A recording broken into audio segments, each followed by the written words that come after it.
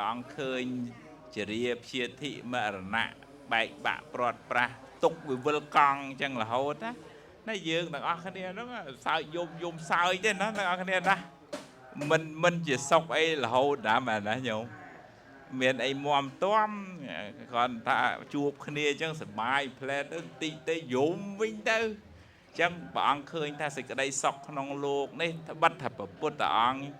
ជាស្ដេចត្រូវគ្រងរាជប៉ុន្តែអត់មានសុខណាមមទាំអញ្ចឹងណាអញ្ចឹងបានព្រះអង្គ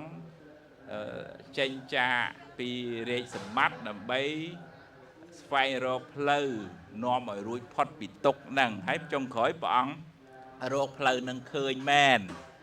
តែបើយើងជាប់ខ្លាំងទុក្ខក៏ខ្លាំងបើយើងជាប់ល្មម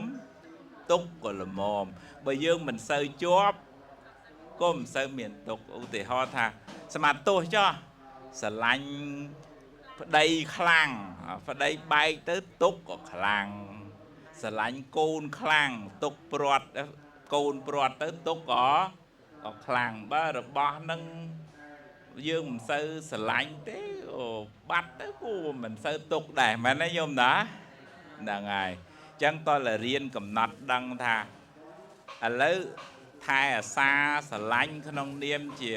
ម៉ែជាកូនជាភរិយាស្វាមីធ្វើម៉េចបើយើងត្រូវជួបគ្នាហើយណាប៉ុន្តែថា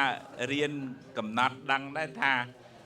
មិននៅអញ្ចឹងរហូតទេណាទោះជាយើងស្រឡាញ់មិនក៏ដោយមែនទេញោមណាបើត្រូវថ្ងៃណាត្រូវជាគៀងអស់ព្រេងវាមិនទេញោមវាលុតហើយយើង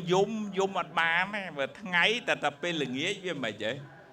វាលិចហើយយើងយំឲ្យវាងើបមកវិញក៏វាមិនបានដែរអាហ្នឹងសង្ខារហ្នឹងវាអញ្ចឹងបដ ாய்